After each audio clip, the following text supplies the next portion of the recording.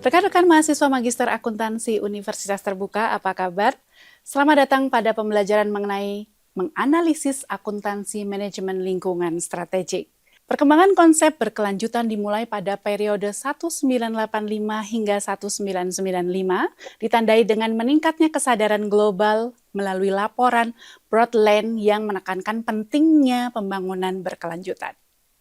Memasuki periode 2000 hingga 2010, pendekatan keberlanjutan semakin konkret melalui penerapan metode seperti material flow cost accounting, life cycle costing, dan juga eco-efficiency yang membantu organisasi mengelola sumber daya secara lebih efisien. Hingga tahun 2010 sampai sekarang ini, konsep ini berkembang lebih luas melalui penerapan Environmental, Social, and Governance atau ESG. Pelaporan keuangan eksternal menitik beratkan pada bagaimana faktor lingkungan mempengaruhi kinerja finansial perusahaan, sehingga informasi yang disajikan tidak hanya relevan bagi manajemen internal, tetapi juga bagi investor dan pemangku kepentingan lainnya.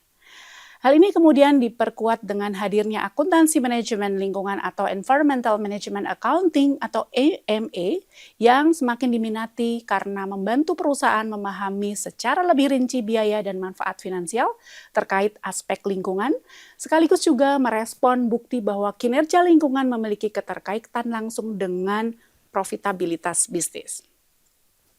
Environmental Management Accounting berperan penting dalam mendukung strategi bisnis karena strategi perusahaan menentukan desain sistem pengendalian manajemen atau manajemen cost system untuk mencapai kinerja yang optimal.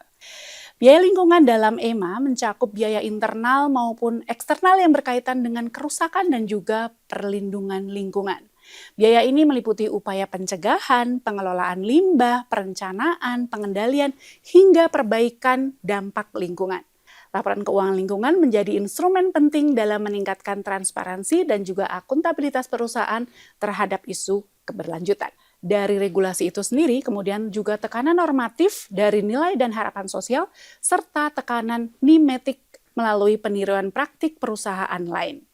Ketiga mekanisme ini mendorong perusahaan untuk menyesuaikan diri dengan lingkungan eksternal sehingga tidak hanya membantu dalam kepatuhan terhadap aturan, tetapi juga meningkatkan kredibilitas dan juga mengurangi ketidakpastian dalam pengelolaan resiko.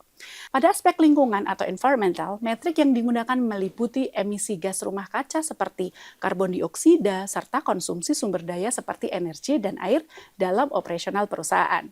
Sementara itu, pada aspek sosial, fokusnya mencakup keberagaman, kesetaraan, dan juga inklusi dalam tenaga kerja, kemudian juga praktik ketenagakerjaan yang adil, seperti upah dan juga keselamatan kerja, serta keterlibatan perusahaan dalam pengembangan komunitas di sekitar wilayah operasi.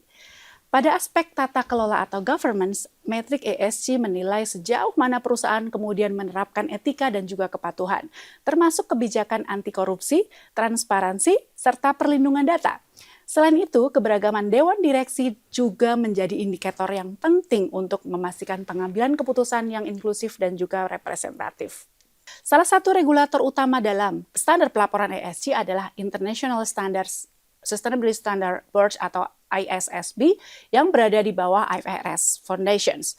ISSB mengembangkan standar pelaporan keberlanjutan yang berintegrasi dengan jangka panjang keuangan melalui International Integrated Reporting Framework sehingga mampu menghubungkan kinerja finansial dengan aspek keberlanjutan. Standar ini bertujuan meningkatkan transparansi kepercayaan investor serta mendukung pengambilan keputusan yang lebih informasi. Selanjutnya, JRI juga menyediakan modul 2 berupa standar sektor yang mengarahkan pada perusahaan dalam mengidentifikasi topik material berdasarkan karakteristik industrinya, termasuk sektor dengan dampak lingkungan tinggi seperti energi dan juga pertanian. Modul 3 yaitu standar topik yang berisi panduan rinci untuk pelaporan isu-isu spesifik seperti pengelolaan limbah dan juga keselamatan kerja.